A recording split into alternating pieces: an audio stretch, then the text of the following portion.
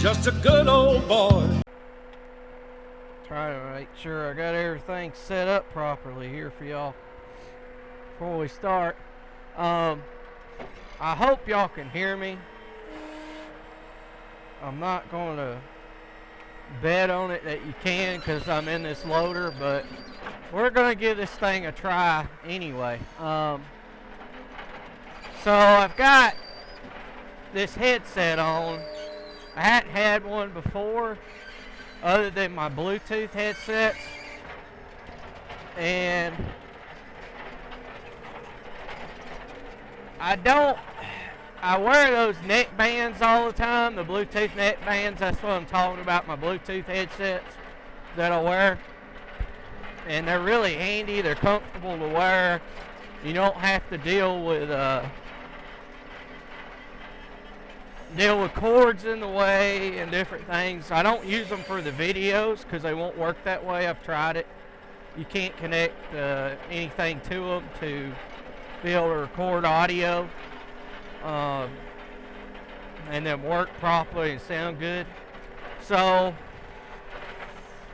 the reason why I've got a headset, you're probably wondering, well, what's the deal with a headset? I've got a headset because last year I really started to notice, I don't really talk about this much, but I've always had not the world's best hearing.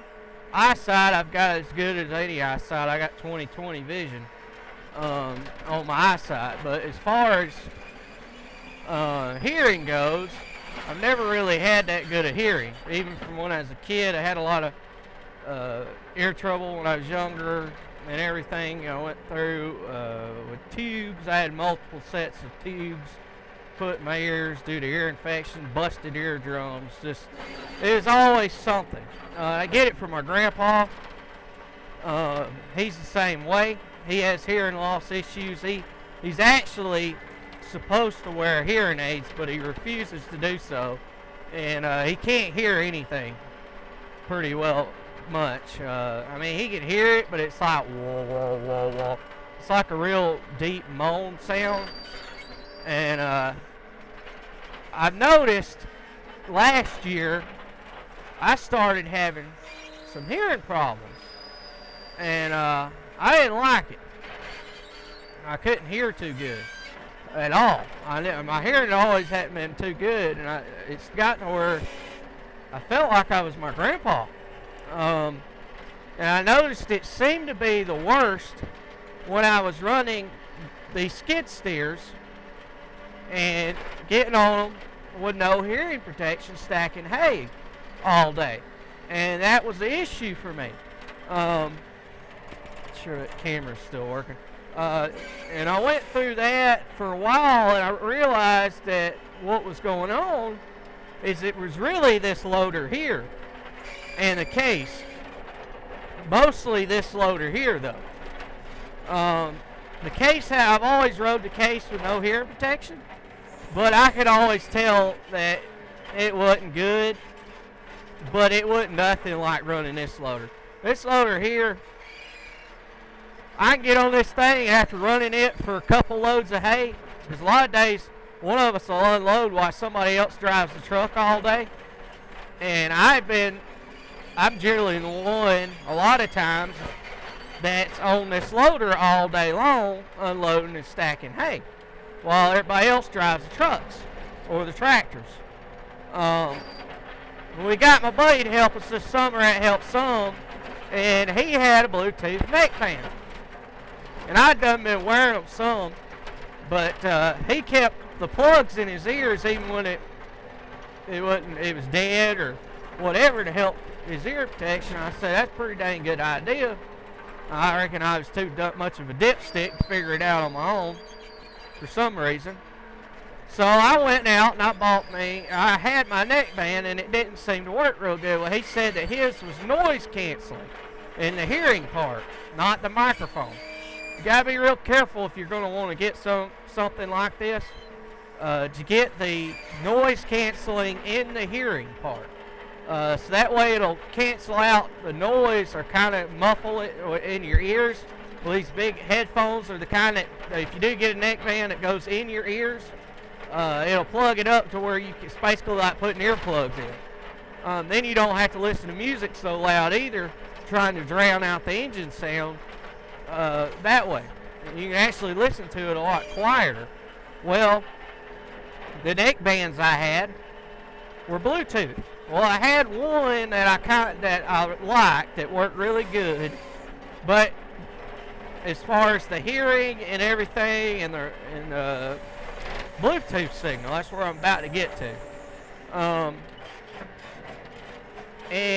But I didn't like the other parts about it. It had loose wires, they weren't retractable, and it was and it wasn't made very good. It didn't last very long, and I don't want to pay a fortune for a decent neck band. Those things can get outrageous. They're either, you can get some cheap, and then the good ones are super expensive.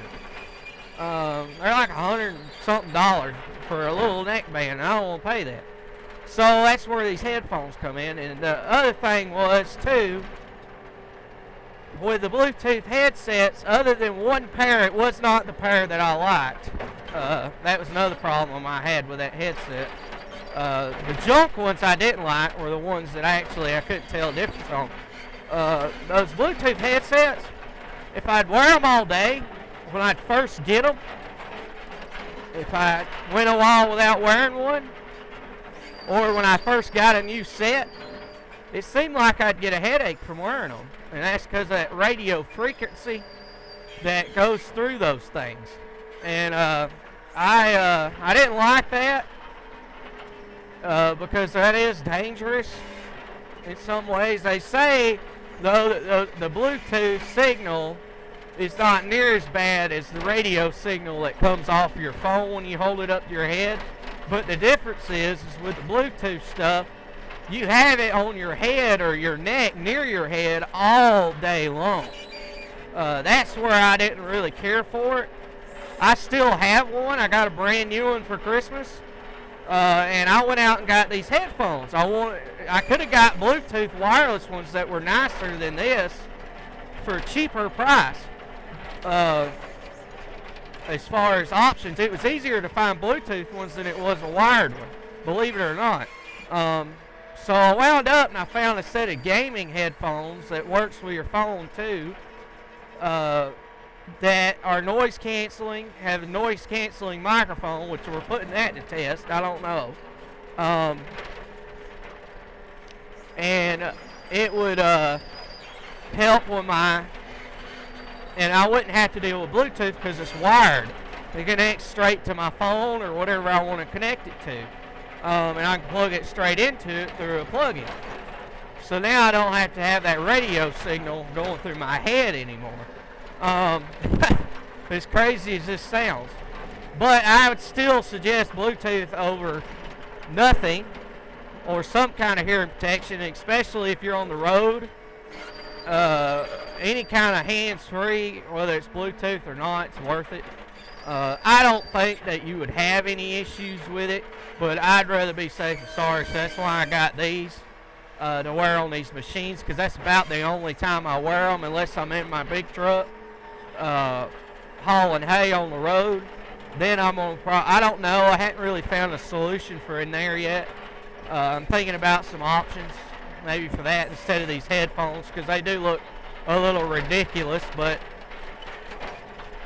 it's better than getting pulled over because you're on the phone, because with the DOT don't play around with that with big trucks. You're not supposed to be on the phone in Georgia at all.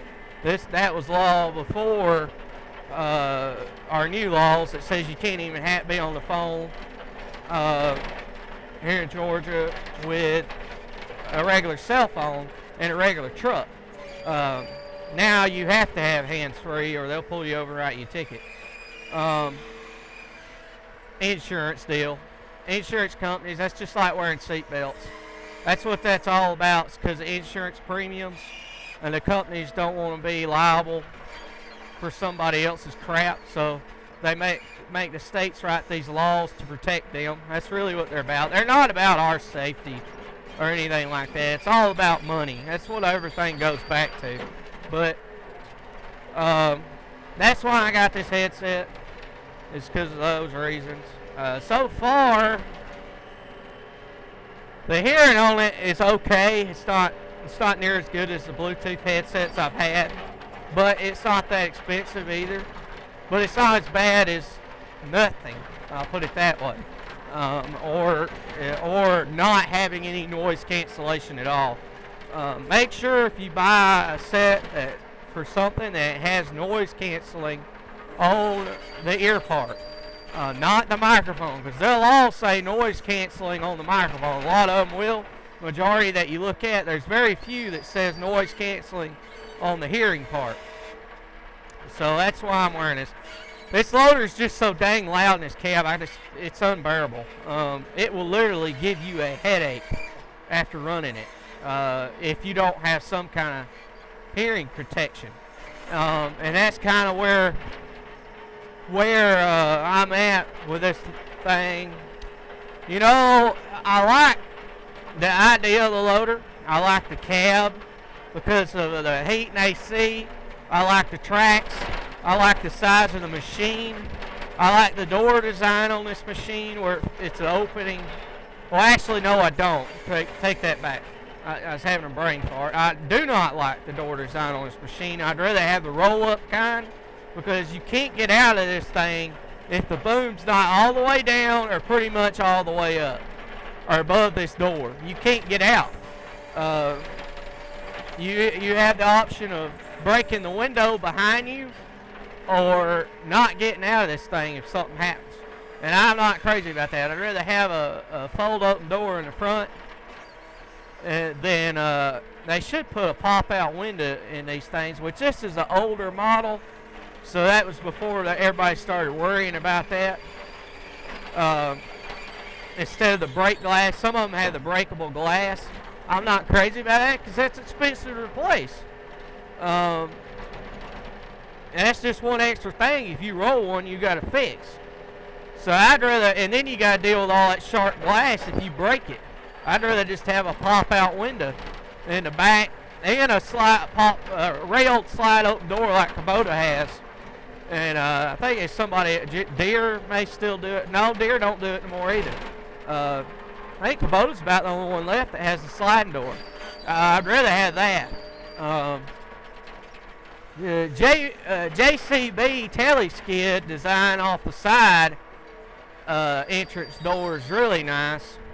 That loader, I like the looks of that loader. I actually mentioned that thing when it first come out a couple years ago. I mentioned how cool that thing looked. I really like that machine as far as the looks of it. I hadn't run one, hadn't set one. The only thing I don't like that I've heard about the machine, well, not particularly that machine, is this JBS equipment period, or no, not JBS, JCB. JCB equipment period is they're not known for reliability. They have a lot of breakdowns and stuff, is what I've been told by a lot of people that's had their machinery, or construction people that's had some of their stuff and dealt with it. So that's a concern for me. But the biggest thing with that thing is the cost. Oh my God. Those things are stupid priced. Which, I mean, you're not getting a normal skid steer. You're getting a lot more advantages through it. But it's just it's not, the juice ain't worth the squeeze, I guess is what you say with that thing. Everybody all it kept telling me ever since How Farms Works got that thing on demo. Oh, you need to look at it, get you JCB teleskid. What amazes me is none of these people's got a damn JCB teleskid. But they'll tell me I need to go get a JCB teleskid. No price you want. That's all I've got to say. I mean, I like the machine and the design of it, but it's not worth the money. Honestly, if we were getting one tomorrow, and I had to go buy a new one, I would be looking at a Takeuchi or trying to find a deer or a bobcat. To be honest, I'd probably go buy a Takeuchi. Those are pretty dang gone tough machines, and they're not bad priced either. I know it's not American. I know it's not what everybody'd like to hear me say, but I mean, this is a farm. Money's not unlimited. So it would probably be something along those lines. Used, not new, used. I do like the Kubota look machines. If we went new, it might be a Kubota or a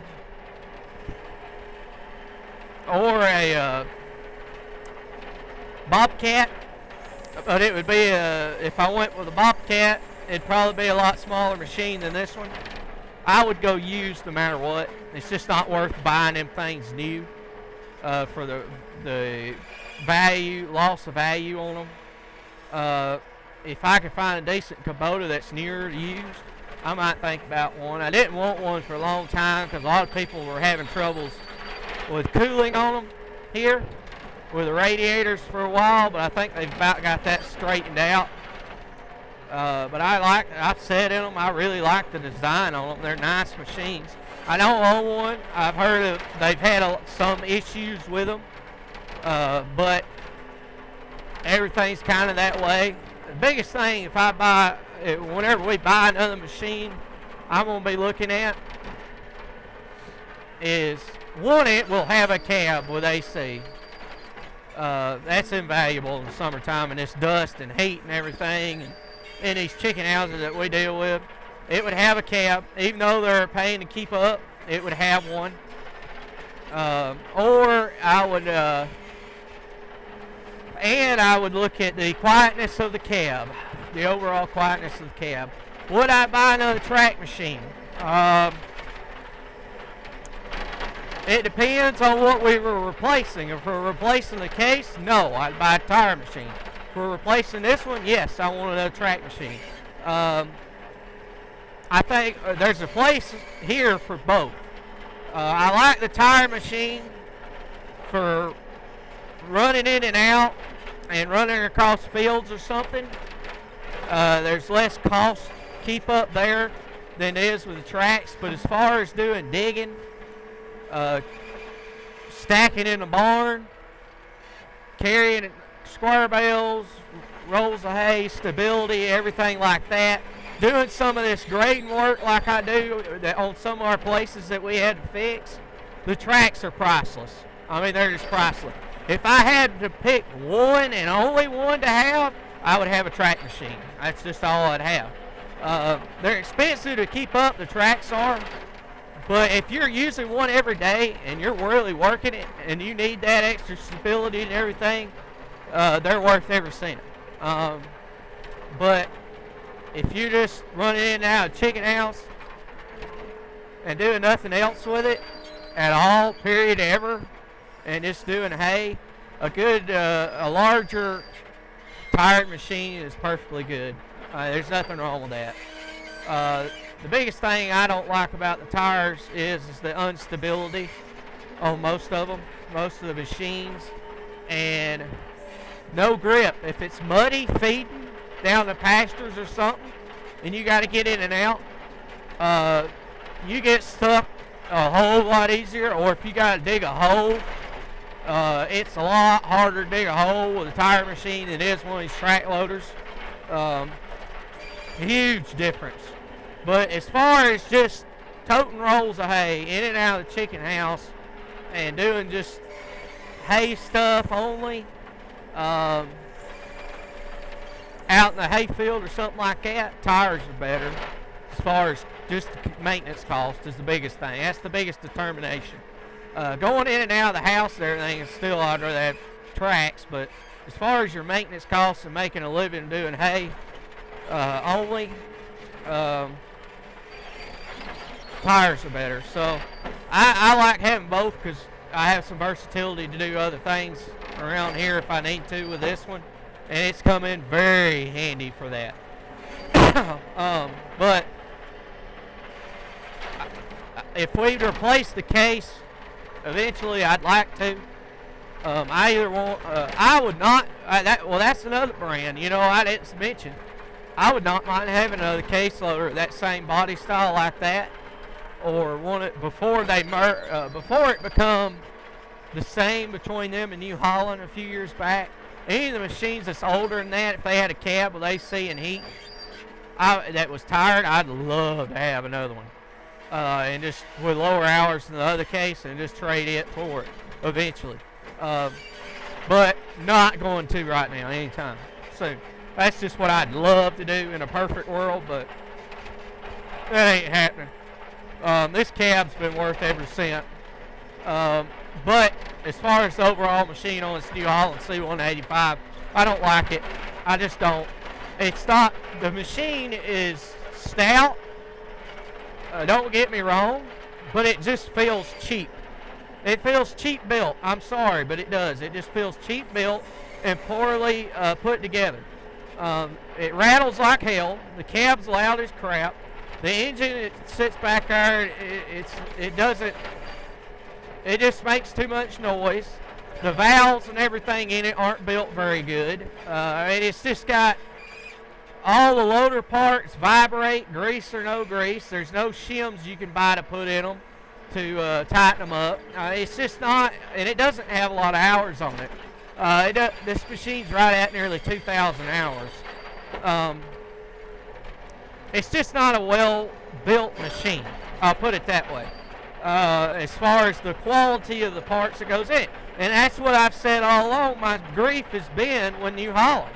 I've rambled on long enough. Thank y'all for watching. Please comment, rate, and subscribe. We'll see you next time.